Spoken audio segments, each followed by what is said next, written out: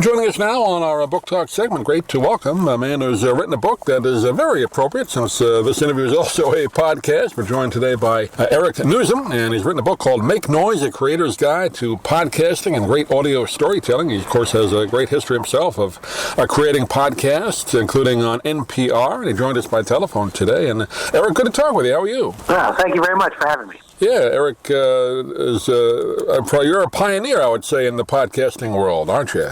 You're kind of the first one to kind of figure it out. I'm old. That means I'm older than anybody else who does it. Well, we started doing it, down here in radio in Florida when it kind of began. You could kind of post audio back in, I guess, the mid-2000s is when I first started doing it, and it was kind of thrown up there, and you didn't know who was listening. But now it's almost become maybe even more listeners listen to podcasts and radio, right? Is that the stats right now? For some things, yeah. For some things now, there's still podcasting is grown considerably and got a lot of media attention over the last several years. It's still very small compared to radio. It has a lot of room to grow. I mean, when people ask me all the time, like, "Oh, is this podcasting thing going to be over in a year or two?" I'm like, "No," because it's still got a tremendous amount of room to grow. So yeah, but it's been going on since really in earnest since the mid-2000s. 2005 is when I started doing PR, and a lot of people though didn't really know about podcasting until about 4 or 5 years ago when you started having podcasts show up that were becoming real kind of buzzy and catching lots of people's attention. Yeah, initially, like you said, when we started doing it, you just had to get some space on a website and just load it there. There really was no place to put it. Then a couple of things came out where businesses came out where you could get space on the internet to load your podcast. But now pretty much anybody can afford to do it. I mean, back then it was a little more expensive if you bought that space, right? Oh, well, the technological burden was a lot higher too. So you were able to. Now you're able to download free apps on your phone or your iPad, and you're going. You're a podcaster. They'll take care of all the back end considerations for you and host it and so on and so forth. And that, for a lot of people, that really works. For people who want to be more professional or have more control over it, there are lots of, just like websites have servers they're hosted on, podcasts require the same kind of support, and there are lots of companies that do it. Some of them even are free. Yeah, a lot of free, or sites that have free space available, you can pay for more. But 750,000 shows, I guess, is the current number. That seems unbelievable, but a lot of people got into it that may not have been in radio before. Everybody kind of has their own podcast now. I assume everybody in the country will have one. Yeah, and there's 2,000 new podcasts a week, usually, is the general rate you see. So the number just continues to grow exponentially, people creating new podcasts. I think people, and again, not to sound snobby, but I think, people like you and me, we've been in radio, we're just kind of an extension of what we do in radio, and but I think a lot of people think, oh, this is going to be fun, we'll do our own show, and they do it for a few weeks or even less, and they realize there's a little more work to it than that. But I guess a lot of these podcasts last a few episodes and they quit, right?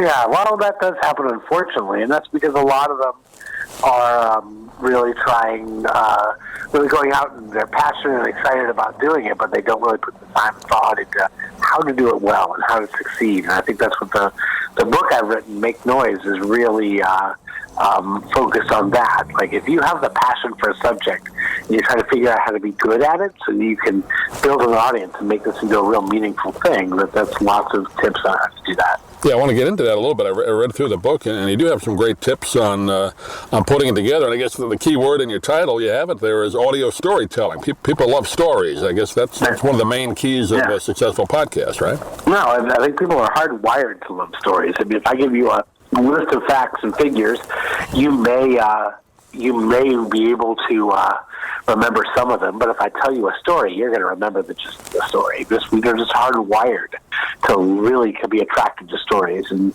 I am a subscriber to the belief that there are no such thing as bad stories, just bad storytellers. Mm-hmm. And that storytelling is like a skill. It's like painting a house or plumbing or being a carpenter. It's something you can learn as a skill, and therefore you can get better at it than you are, and almost anyone can benefit from improving. Eric Nuzum is our guest. Make Noise, a creator's guide to podcasting and great audio storytelling is the name of the book. And you talk in the book about coming up with a topic. And I guess one of the most successful ones you just mentioned about the storytelling is what called Serial. It's kind of like a soap opera thing, right? I mean, that's really taken off, hasn't it? Yeah, well, you find podcasts about almost anything, whether it is audio dramas or soap operas, or whether it is investigative journalism, or whether it's conversations about any sports team you can think of, often multiple sports teams, or podcasts about sports teams, almost any subject matter you can imagine. I mean, I've found podcasts sometimes just for fun. I think of obscure topics, and then I type them into Google with the word podcast after it, and almost every time that you end up coming up with a podcast. I recently listened to a podcast I found very charming. Someone pointed me to, which is an Australian woman who has made a podcast about the history of escalators, which not really a thrilling topic, but she is so excited to talk about escalators, and it's fun to listen to just because she is so into this. It's really funny, and it doesn't matter what you're interested in. It's having the passion for the subject, I think, is really the key to doing it. I would think it'd be tough to come up with, maybe episode 1 and 2 okay, but how do you get up to about 15 or 20? But I guess she's doing it, huh? Yeah. Well, I guess the next question is, and people get into this maybe as a hobby, maybe they hope to make a little money with it, but I know you talk in the book a little bit about it. How many of these shows can make any money at all, or how do you make money with it? Well, it is possible to make money with the podcast. I think that's an outcome. It's not really something that is like a primary directive of a podcast. If you get into podcasting to make money, you're probably going to end up being disappointed. Right. If you are passionate about a subject matter and you really can build a community of people around to listen to it, enough of them, then it becomes possible to make money from this, either through direct listener contributions or through advertising or selling merchandise, or in some cases even selling derivative rights to make a book or a movie or a TV show about with your podcast subject. And so there's a lot of ways that people can make money off of them, but the money comes from the passion. Right. That's really what the requisite is. Yeah, there's a handful like Adam Carolla and I guess Joe Rogan and a few others that have really made it huge, and they make good money on it. But you're right, you don't do it for the money. You do it for the love first, and hope you make a few bucks. Right? Maybe. Yeah, and even those guys, if you talk to them, they'll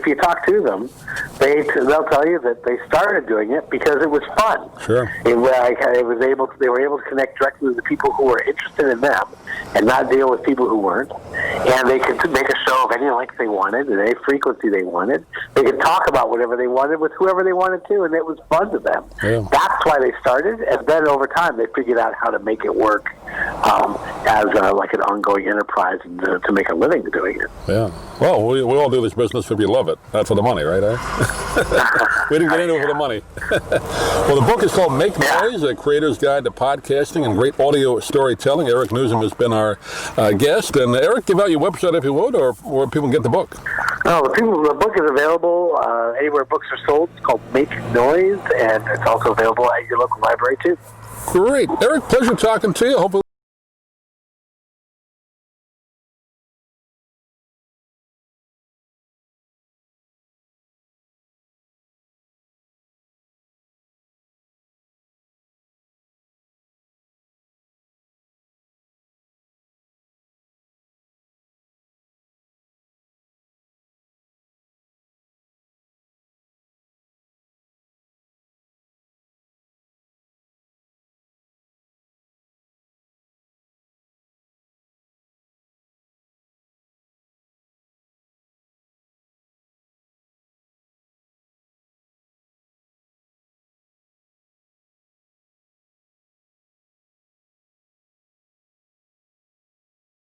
I formed Remote Area Medical to help people overseas. But then we found generations of families in America isolated by poverty from the health care they need. Together, we can take dental, vision, and medical help to 1 million adults and their kids right here at home in the United States of America.